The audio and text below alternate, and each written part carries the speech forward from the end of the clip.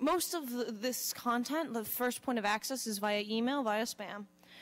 Because actually the search engines have done a decent job of cleaning things up, surprisingly. And it's interesting to watch what the effects the spam has. Young people aren't using email like we did. They don't like it. They think it's filled with spam. They don't, it's just bleh, right? They don't, it's all, spammers, scammers, phishers, marketers, parents, authorities, adults. There are no friends there. They don't want email. Right, and so the primary communication for peer-to-peer has moved to a combination of IM, SMS, and social network sites as the way of peer-to-peer communication because it's seen as less filled with crap.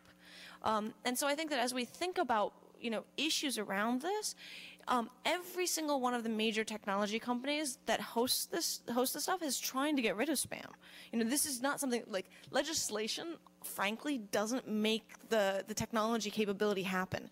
Every company has a deep incentive to make this go away, and they've been working very hard to, and it's really hard, right? Like Hotmail, Yahoo, Gmail, AOL. These are your players for email that are still stuck with it. And so I think that there's a certain amount of balancing to realize that there's a deep corporate incentive to not have it, but they're still failing as hard as they try. Dr. Ibarra? Well, I think also it's important, again, to put everything into context. And we don't, as far as I know, we don't have data about how many unwanted exposures to pornography or even sexual images that youth are having in other media, but we do know that television, movies, media is filled with sexual images. So I think that's an important point. I do have data on intentional exposure because there also has been some voiced concern that with the increased ease of access on the internet to pornography that maybe kids will kind of lose themselves, if you will, and there'll be this huge avalanche of young people intentionally seeking out pornography. And the data don't seem to support that. About 10% of the youth that we talked to said that they'd use the internet to look intentionally for pornography.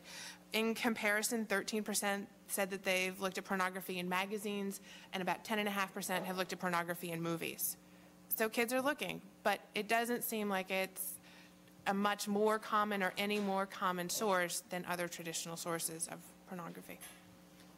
I guess one point that I'd like to make that isn't often recognized, it hasn't been really well publicized. There's a lot of concern about the impact of pornography and other dangers online and its ability to corrupt young people today and create a generation that is kind of irretrievably sexualized.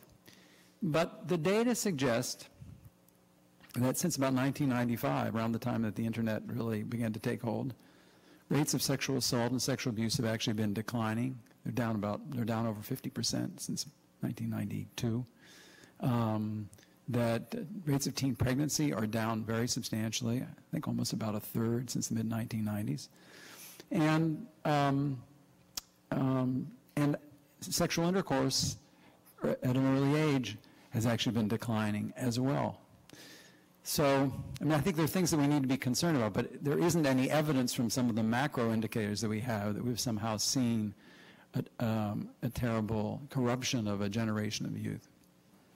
Well, let me just close by saying, and I'm going to ask each of the, that was a great closing. If we can go to the rest of you for a 30-second wrap-up. But before I do that, some of Dr. Finkelhor's studies are up here. Amanda has some two-pager on her studies at the front desk. A lot of the research is posted on our netcaucus.org website. I think we emailed everybody that RSVP'd to this a list of that research.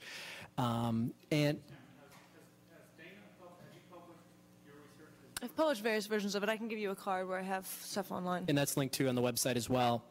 And I want to thank all of you for coming from great distances in many cases here to brief Congress. I want to thank everybody for their patience and coming to this briefing today. I know there's a lot going on in Congress right now. But in closing, can I just let you 30 seconds to wrap up and we'll call it a day? Am I supposed to go? Yep. I would say that I actually just want to reflect back on this panel and say that it's really exciting to hear and to get together this group of people to talk about these issues, because